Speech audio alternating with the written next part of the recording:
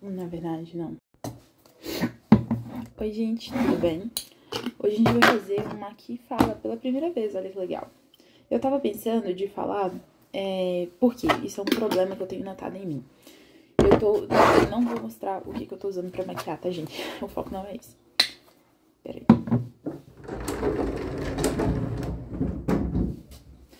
Mas eu tenho pensado muito comigo de, tipo assim, o quanto que eu tenho perdido oportunidades de gravar vídeos legais aqui pro YouTube, porque eu não gravo na hora, sabe? Tipo assim, isso sempre acontece comigo. Acontece alguma coisa que eu penso, tipo, nossa, preciso falar sobre isso no canal. Aí o que eu faço? Eu anoto no meu Google Docs, que eu tenho de ideias de vídeos pro canal. Aí eu anoto lá e penso assim, pronto, anotei, então depois eu trabalho nisso, né? Resultado, eu nunca trabalho nisso. E quando eu olho, eu falo tipo assim, cara, na hora, o que eu tava querendo falar mesmo? Sabe? Enfim. Então, eu pensei assim, quer saber? Eu vou tentar me desprender um pouco mais da forma e tentar me apegar mais ao conteúdo. Vamos ver se vai funcionar. Mas o fato é que o que tava borbulhando na minha cabeça pra poder falar exatamente sobre... Nem sei como explicar. É porque, assim, eu tenho pensado muito isso comigo, principalmente agora que tá chegando o fim da faculdade, sobre... Até hoje, a experiência que eu tive de trabalho foi uma experiência autônoma, né? E e você ter um trabalho autônomo tem alegrias e tem tristezas, e você também ter um trabalho que não é autônomo também tem alegrias e tristezas. Então, tudo na vida é um claro escuro mesmo. Só que eu tenho pensado, assim, um pouco sobre como equilibrar esse quadro um pouco, sabe? E aí eu cheguei a uma conclusão comigo, assim, a partir da minha vida e dos meus valores e tal, que eu acho mais inteligente, em vários aspectos, eu equilibrar a parte autônoma do meu trabalho com uma parte não autônoma do meu trabalho. Então você tem meio que o melhor e o pior dos dois mundos, basicamente é isso. E aí, eu pensei, basicamente assim, falando sobre as dores de um trabalho autônomo, uma delas que eu percebo, assim, né, que eu não gosto e tudo, é exatamente sobre... tá, e é importante falar sobre isso também, né, que nem todo trabalho autônomo tem essa característica, mas, por exemplo, no meu caso, tem essa característica, né, que é o quê? O meu trabalho, além dele ser autônomo, ele tem o fator de que, assim, ele é um trabalho 100% orgânico, né, autônomo e orgânico. Então, eu não tenho nenhum tipo de estratégia de marketing, vamos dizer assim, tráfego ou qualquer coisa que divulgue o meu trabalho em massa. É nesse sentido. Então, o meu trabalho, a maior fonte de divulgação do meu trabalho é a indicação, é o boca a boca. Que eu amo, por sinal, acho que assim, a qualidade da divulgação do boca a boca é muito grande, então eu acho que é uma coisa muito boa, na verdade. Quando você tem... e, por exemplo, no meu caso, como o meu trabalho ele se baseia nisso, é muito legal quando chega alguém procurando o meu trabalho, assim, é muito satisfatório, porque você sabe que aquela pessoa tá chegando até você com uma certa perspectiva do seu trabalho muito boa, né? E que foi embasada por causa de outro aluno. Então, isso não tem preço. E também outra coisa que eu tava comentando com a minha mãe esses dias que eu acho muito legal também é, por exemplo, no meu trabalho, eu poderia fazer isso, e assim, não estaria errado eu fazer isso, que por exemplo, fazer planos trimestrais, semestrais, anuais, seja o que for, de trabalho, né? Eu poderia fazer isso. Só que tem um lado bom, né? Que é essa certa segurança financeira, de retorno e tudo. Só que existe o lado ruim que é, sei lá, vai que o aluno acontece alguma coisa e ele não tá querendo continuar as aulas, por qualquer motivo que seja, aí ele vai meio que tem que ficar preso, né? Então, assim, essa questão dessa fidelidade forçada, vamos dizer assim, eu não gosto disso. Nem pra mim, nem pro aluno, sabe? Eu acho importante preservar essa liberdade de você mudar de ideia, de, enfim, nesse quesito das aulas. E aí eu tava falando isso com minha mãe, né? Que ela tinha me sugerido fazer isso. Eu falei assim, não, eu prefiro lidar com essa fidelidade livre, né? E que é muito gratificante você ver, por exemplo, quando você tem alunos que, sei lá, às vezes eu tenho alunos que estão comigo há 2 anos direto e estão porque querem, sabe? Ficaram porque quiseram. Então, isso é muito gratificante, muito gratificante. Então, assim, realmente vale a pena pra mim pagar esse preço. Basicamente é isso. E aí, eu tava pensando comigo ao mesmo tempo, porque eu atualmente, nesse momento que eu tô gravando esse vídeo, eu tenho algumas horas vagas de trabalho, né? E aí eu tava pensando comigo em como que eu posso fazer pra preencher essas horas vagas de trabalho. Enfim, né? Porque se eu tenho elas vagas, eu quero preenchê-las, né? Eu não quero ficar com elas aí à toa. E aí eu tava pensando comigo no que é que eu poderia fazer da minha parte pra poder meio que acelerar esse processo de preenchimento, enfim, e de uma forma orgânica. Então, assim, como crescer de uma forma orgânica? Como conseguir alunos de uma forma orgânica, né? Acho que é melhor essa expressão. E aí, eu comecei a pensar em algumas coisas que eu queria partilhar com vocês, caso vocês também passem por isso. A primeira coisa que eu tava pensando é você ver em cada aluno. E assim, gente, aqui eu tô falando para professores, mas você pode aplicar isso aí no seu trabalho, né? Então, por exemplo, assim, você vê a cada cliente, cada aluno, seja o que for, a semente de um novo cliente. Então, por exemplo, no meu caso que eu tava falando da indicação, né? Quem indica o meu trabalho são os meus alunos, né? Ou os pais dos meus alunos, né? Quando são crianças menores. E se eu busco atender aquele cliente da melhor forma possível, se eu busco ser uma professora competente com aquele aluno, com aquele cliente, eu estou plantando a semente de um novo aluno. E não somente isso. Por quê? Falando assim, na verdade, eu acho que chega a ser até um pouco fácil, né? Mas tem uma coisa que é ainda mais difícil, que é você enxergar no aluno, no cliente, enfim. Vou falar cliente, acho que é melhor, né?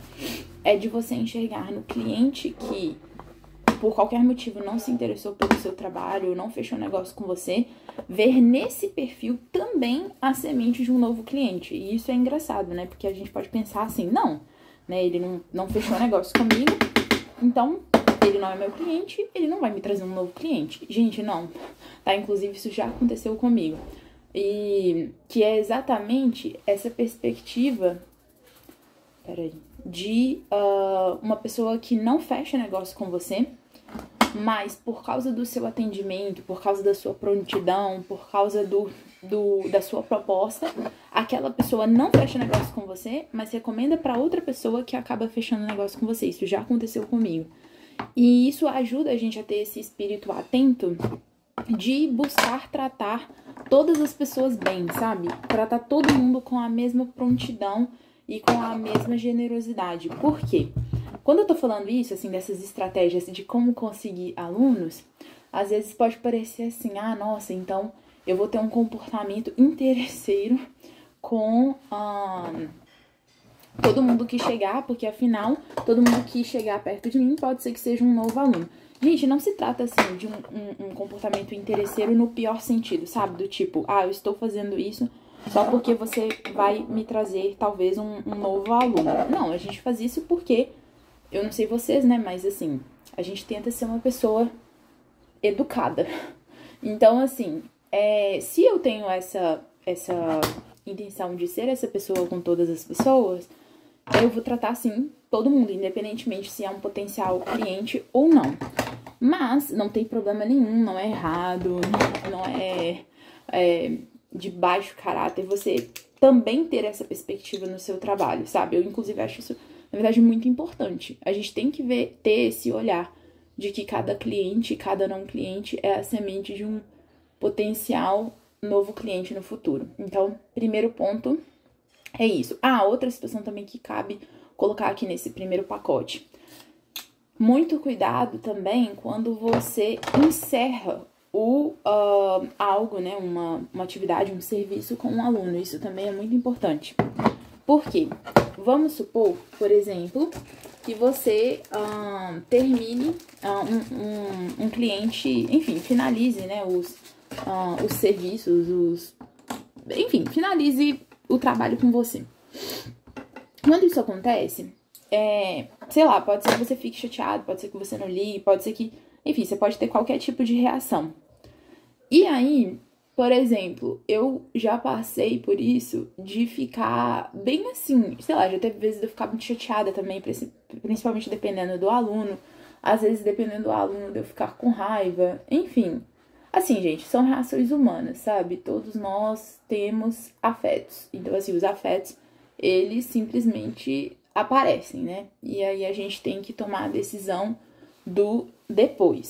O que a gente vai fazer depois que eles aparecem. Esqueci de passar por corretivo. E... Tá, aí... Pera, acho que eu esqueci o ponto que eu ia falar com isso. Tá. Então, o que eu aprendi, assim, ao longo desses anos, com a minha experiência, é de que o aluno também que termina um serviço com você, ele também é a semente de um potencial aluno. Enfim, é de você ver que cada experiência, cada oportunidade é a experiência, cada experiência é a chance de uma nova oportunidade nascer. É basicamente isso que eu tô tentando dizer. Então, por exemplo, se um aluno termina comigo e, sei lá, vamos supor, eu, sei lá, fiquei um pouco triste, um pouco decepcionada com aquilo. Beleza, humano, normal. Aí, o que eu vou tentar fazer? Eu vou adquirir perspectiva com aquilo, né? Do tipo assim, cara, se ele tá terminando aqui o serviço comigo, eu não posso agora, depois dessa experiência que a gente teve, virar e tratar ele com indiferença ou com sei lá, sabe, com frieza ou com tristeza, ou seja, enfim, dominada por aquele afeto dominante que prevalece nesse momento dessa notícia, sabe? Porque aí, o que vai acontecer? Vai acontecer que o seu cliente vai pensar assim, gente, que engraçado, né? A gente teve um relacionamento tão bom durante esse período, agora na hora do adeus, ela me trata dessa maneira. Então, é claro que isso não vai deixar uma boa impressão. E isso já aconteceu comigo. Então, enfim, né? Tô contando também dos perrengues que eu já aprendi com os meus próprios erros. E aí, então, tenha isso em vista também. Isso é muito importante. O outro ponto que eu ia falar é de você fazer a divulgação do seu trabalho em lugares estratégicos. O que é isso? Por exemplo, sei lá, vamos supor que você tem lá o grupo do WhatsApp da sua família, né? Tem lá, sei lá, 100 pessoas nesse grupo. Aí você pensa, nossa, aqui tem muita gente, né? Dá pra eu super divulgar meu trabalho e tal, pedir a divulgação do meu trabalho pra família, tá. Aí, gente, por exemplo, eu não tô querendo dar aqui regras, sabe? Tipo, cada um faz o que quiser. Mas o que eu tô querendo mostrar com isso tudo é como eu faço com o meu trabalho enquanto professora, tá? Então, assim, às vezes para outro trabalho vai fazer sentido divulgar no grupo da família. Pro meu trabalho, eu não acho que faça sentido. Então, assim, por exemplo, eu já até pensei isso uma vez, tipo assim, nossa, será que eu coloco no grupo da família e peço a eles, assim, ajuda, né, na divulgação do meu trabalho, pra eles mandarem para outros grupos e tal. E eu não quis fazer isso. Por quê? Porque, assim, graças a Deus, uma das vantagens de você crescer organicamente no seu trabalho é de que a tendência de pessoas que tenham a ver com os seus valores, elas são mais frequentes. Então, quando você divulga o seu trabalho nos lugares certos, em lugares estratégicos, intencionais, vamos dizer assim, é mais comum aparecerem pessoas que tenham a ver com você e com as coisas que você acredita que você defende, entende? Agora, se você joga ali o seu trabalho em qualquer lugar, enfim, você joga a rede e o que cair é peixe, a chance de você encontrar clientes problemáticos é bem grande, tá? E clientes problemáticos que eu falo aqui é em vários aspectos, sabe?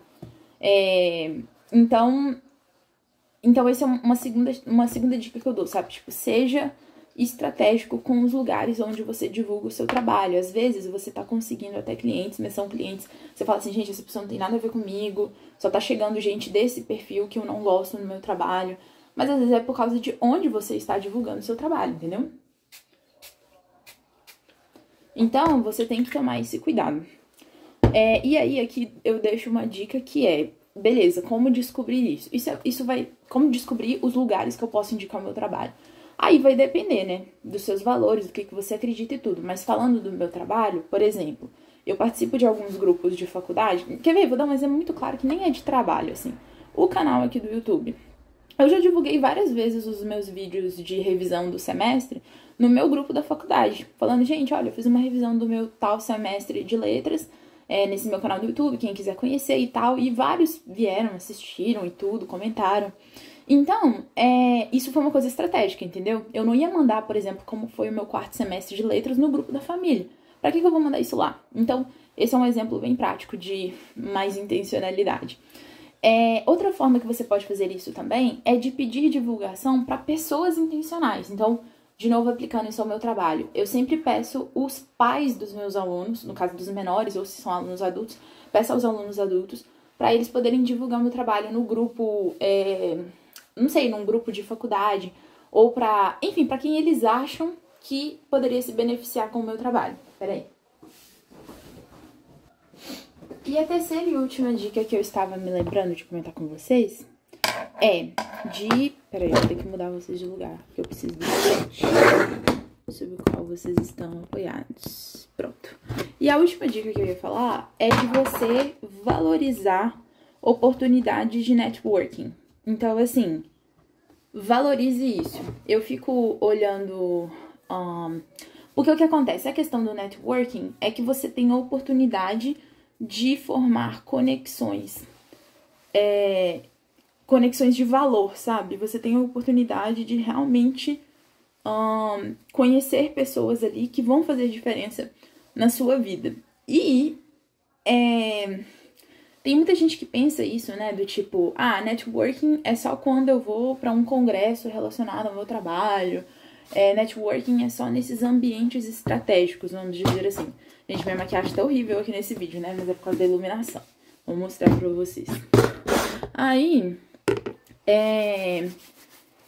então tem muita gente que pensa isso, tipo, tô fazendo networking só nesses lugares. E não, gente, você tá fazendo networking, assim, com o motorista do Uber, literalmente, assim. Semana passada, minha mãe viajou, foi pegar um Uber, e aí até hoje ela não me explicou como é que surgiu esse assunto do meu trabalho, assim, ela também não lembra. O fato foi que o cara tava interessado, a irmã dele tinha filho que tava interessado, não sei o quê. Resultado, minha mãe passou o meu número pra ele, aí eu fui, enfim, apresentei o meu trabalho pra ele. Nós não fechamos negócio, pelo menos até hoje não. Mas de toda forma, a gente não interessa se a gente vai fechar ou não o negócio outro dia. A questão é você dar a cara a tapa, entendeu? É você se apresentar, é você mostrar o seu trabalho. Então, ainda que não dê em nada. Então, essa que é a questão. Por exemplo, isso da minha mãe foi um networking de valor, com certeza. Então, assim, uma coisa super aleatória, sabe? Então, é você ver que qualquer oportunidade é oportunidade. Ainda que aquela pessoa não feche negócio com você, mas você ter a chance de apresentar o seu trabalho já é algo, assim, gente, muito valioso, porque a pessoa está prestando atenção no que você tem a dizer, sabe? Então, isso já é uma coisa. Será que meu pai tá me chamando? Não tá, bateu no portão. Então, beleza. Outro ponto. Se você tiver esse comportamento, essa percepção, né, de que toda oportunidade é oportunidade de networking, você vai... Assim, eu acho que isso traz resultados inesperados, sabe? Porque às vezes você tá num momento ali, sei lá, e isso acontece muito com a gente, né? A gente tá conhecendo uma pessoa nova, a pessoa pergunta, com que você trabalha e tal. naturalmente você vai explicar sobre o seu trabalho. Se aquela pessoa tem um interesse remoto de saber sobre, por exemplo, no meu caso, se aquela pessoa tem um interesse remoto de aprender algum idioma, naturalmente naquele momento ali da nossa conversa, isso já vai despertar nela, sabe? Do tipo, nossa, cara, eu tenho esse interesse e tal. Então você entende? A partir daquela oportunidade que surgiu espontaneamente, você pode ir, é possível que você vá de encontro com um desejo que já existe naquela pessoa. Você nem tá fomentando aquele desejo. Gente, eu vou parar por aqui hoje. Me desculpa se esse vídeo ficou um pouco confuso, mas enfim. Me fala também sobre o que vocês acharam desse modelo meio que só pega, vai lá e grava. Porque eu acho que vou ter que me valer um pouco dessa estratégia se eu quiser fazer alguma coisa pra cá. Porque, enfim, tá difícil. Mas é isso, a gente vai se ver nesse fim de semana. Porque eu entro de férias e vamos ter novidades nessas férias. É isso, vejo vocês no sábado.